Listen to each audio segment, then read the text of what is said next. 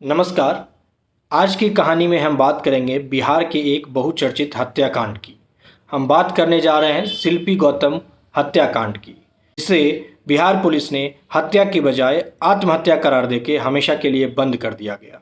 जी हाँ, बिहार पुलिस देश की एकमात्र ऐसी पुलिस होगी जिसे ना तो पोस्टमार्टम रिपोर्ट की ज़रूरत है, ना ही फॉरेंसिक रिपोर्ट की, ना ही विस्टा रिपोर्ट की, और डायरेक्ट बिहार पुलिस आपको ये बता सकती है कि मौत का कारण क्या है। 5 अगस्त 1997 को पटना हाई कोर्ट ने एक याचिका की सुनवाई के दौरान बिहार सरकार को कहा था, यहाँ बिहार सरकार का नहीं बल्कि जंगल राज की सरकार है। जंगल राज यानी राष्ट्रीय जनता दल का राज। जंगल राज यानी राष्ट्रीय जनता दल की सरकार, जिसके मुखिया थे लालू प्रसाद यादव। लालू प्रसाद यादव को चारा घोटाले में जेल हो चुकी थी और जेल जाने से पहले राज्य की कमान उन्होंने थमा दी थी अपनी पत्नी राबड़ी देवी को। राबड़ी देवी के मुख्यमंत्री बनते ही बिहार में साधु यादव का दबदबा हो गया था। साधु यादव यानी राबड़ी देवी के भाई, लालू यादव के साले। साधु यादव 1999 में बिहार के गोपालगंज सीट से विधायक थे। साधु यादव का राजनीति में उस वक्त दबदबा चलता था। कहानी में अब बात शिल्पी जैन और गौतम सिंह की, जिनकी हत्या कर दी गई। Gautam Singh NRI doctor BN Singh के बेटे थे। डॉक्टर बीएन सिंह लंदन में अपने परिवार के साथ रहते थे। गौतम सिंह अपना कैरियर राजनीति में बनाना चाहता था, इसीलिए वो बिहार आ गया और राष्ट्रीय जनता दल यानी आरजेडी के यूथ विंग से जुड़ गया। शिल्पी जैन पटना के कपड़ा व्यापारी कमला स्टोर के मालिक उज्जवल जैन की बेटी थी। गौतम सिंह बिहार में राजनीति में अपना भाग्य आजमाने आया था, राजनीति में अपना कैरियर बनाने आया था। इसी क्रम में उसकी जान पहचान, उसकी पहुंच होती है साधु यादव से। साधु यादव जिनका उस वक्त राजनीति में बिहार पे दबदबा था। कहा जाता है शिल्पी जैन और गौतम सिंह बहुत अच्छे दोस्त थे, या कह लीजिए रिलेशनशिप में थे। और इसी क्रम में एक बार गौतम सिंह ने एक पार्टी फंक्शन में शिल्पी जैन को इनवाइट किया, जहां पे पटना के बहुत सारे नेता विधायक लोग थे। उन्हीं में एक थे साधु यादव। गौतम सिंह शिल्पी जैन को साधु यादव से भी मिलवाते हैं और यहीं से नींव पड़ती है गौतम और शिल्पी हत्याकांड की। शिल्पी जैन ने पटना के विमेंस कॉलेज से ग्रेजुएशन की और पढ़ाई खत्म होने के बाद वहीं एक निजी संस्थान में कंप्यूटर का कोर्स ज्वाइन किया। कहानी में अब बात घटना वाले दिन की। तारीख थी 2 जुलाई 1999। हमेशा की तरह शिल्पी जैन अपने निजी संस्थान जहां वो कंप्यूटर सीखने जाती थी, जाने के लिए शिल्पी जैन ने रिक्शा लिया। शिल्पी जैन रिक्शा से अभी थोड़ी दूर पहुंची ही थी कि शिल्पी जैन और गौतम सिंह का एक कॉमन फ्रेंड कार से गुजर रहा था, उसने शिल्पी जैन को बताया कि वो रिक्शा छोड़ दे और वो कार से उसे इंस्टीट्यूट पे ड्रॉप कर देगा।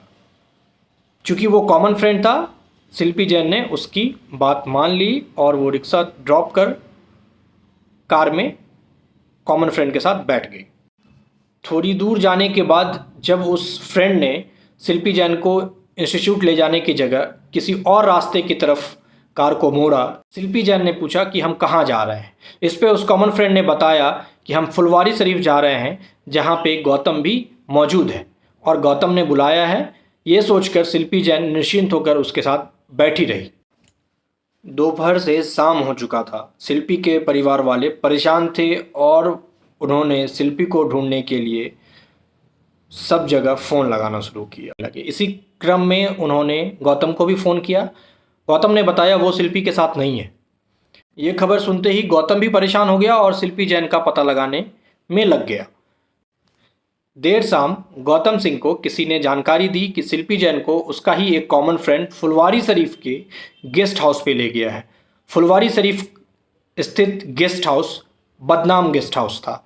वहाँ अय्याशियों का अड्डा लगा करता था। नेता विधायक पार्टी किया करते थे और अय्याशी किया करते। गौतम सिंह समझ गया और वहाँ से वो भागा भागा पहुँचा फुलवारी शरीफ गेस्ट हाउस। वहाँ उसने देखा शिल्पी जैन के साथ बहुत सारे लोग सामूहिक दुष्कर्म कर रहे हैं। इसी दौरान गौतम सिंह चीखते चिल्लाते हुए कहता है कि वो पुलिस के पास जाएगा, इस घटना की जानकारी सबको दे देगा।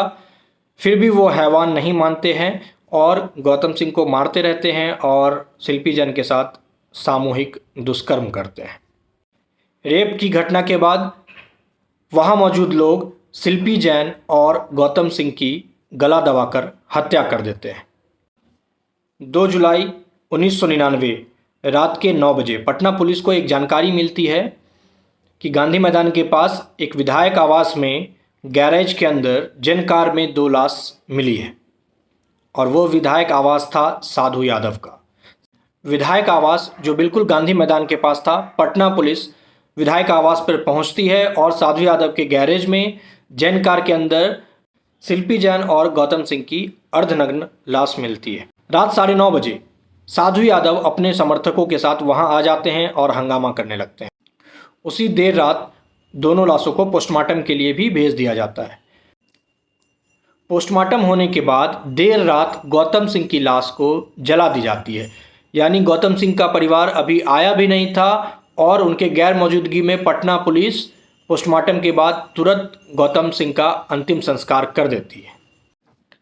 लाश मिलने के बाद पटना पुलिस बिना पोस्टमार्टम करवाए, बिना विसरा रिपोर्ट के आए, ये घोषित कर देती है कि ये हत्या नहीं आत्महत्या है, इन दोनों ने जहर खाकर अपनी जान दे दी। पटना पुलिस ने बिना पोस्टमार्टम रिपोर्ट के, बिना विसरा रिपोर्ट के, बिना कोई जांच किए इस हत्या को आत्महत्या घोषित कर देती है और बताती है कि इन दोनों ने जहर खाकर अपनी जान दे दी है।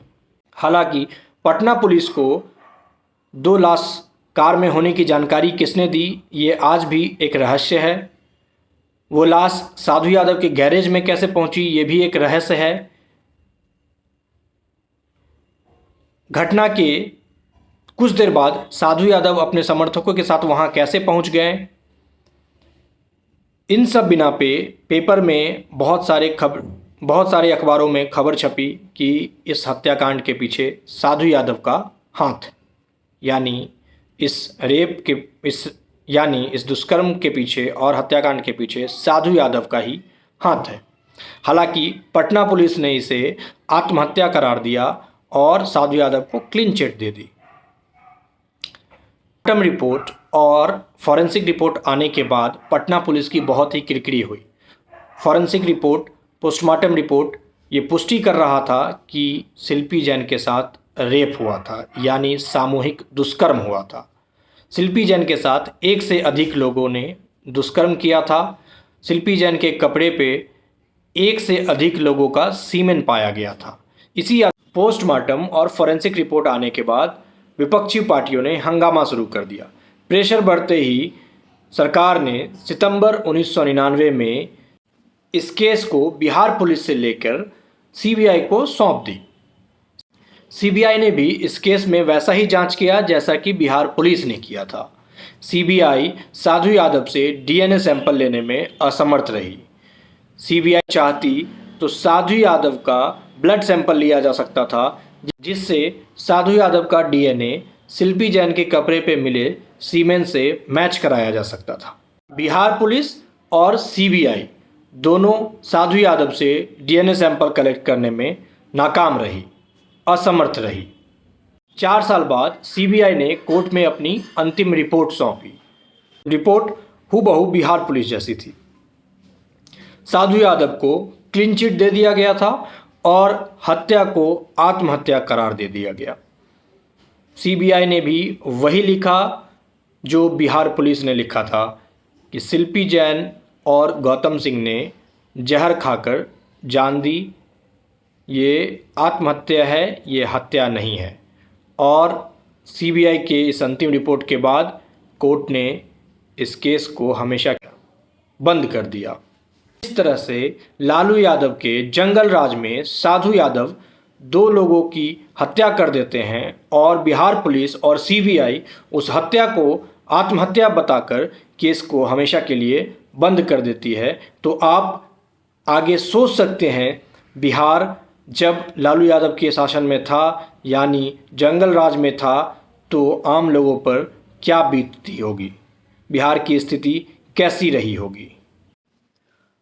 अब इस केस से जुड़े कुछ सवाल ये कि किसने पुलिस को ये सूचना दी कि साधु यादव के गैरेज में 2 लाश पड़ी हुई है। सवाल ये कि साधु यादव को किसने वहां ठीक आधे घंटे बाद भेज दिया। सवाल ये कि जो जनकार मिली थी जिसमें शिल्पी जैन और गौतम सिंह की लाश थी, उस कार को पुलिस चलाकर थाने पे क्यों ले गई, टो करके क्यों नहीं ले गई। सवाल ये भी कि पुलिस ने बिना पोस्टमार्टम और फॉरेंसिक रिपोर्ट के इस केस को आत्महत्या कैसे करार दे दिया। इस केस में पुलिस और सीबीआई ने अगर साधु यादव का डीएनए सैंपल लिया होता तो ये खुलासा हो जाता कि इस केस में साधु यादव का हाथ था या नहीं। आज की कहानी में बस इतना ही। फिर मिलते हैं नई कहानी के साथ। धन्यवाद।